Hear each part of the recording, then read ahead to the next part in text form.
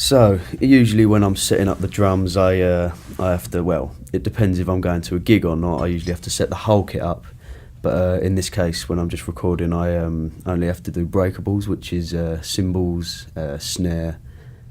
So when I'm putting the cymbals on, I've got to make sure that I'm screwing the bolts in nice and tight to just avoid them flapping around too much and maybe falling off midway through.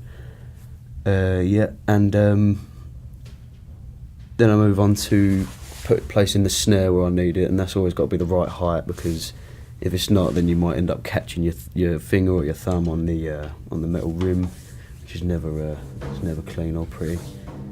But then once that's all the breakables are together, I then go to tune the kit, just to ensure that I've got the right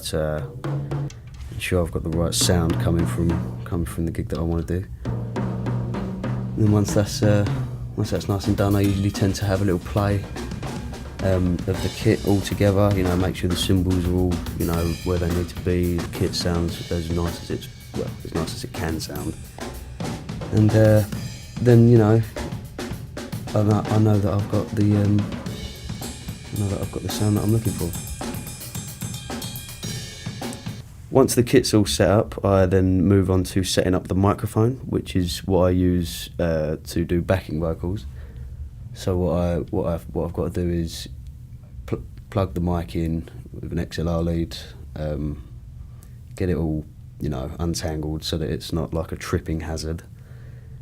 Plug it in, make sure the mic stand is the right height for me and for where I'm sitting, so it's not too close but then not too far away, and it's not in the way of my playing. And then I've just got to make sure that it's the right level, right volume. Then I tend to have another little play and just make sure the mic is in the right place, not too close, not too far away, like I said, just so that I can actually play and sing at the same time without having any entanglements and problems.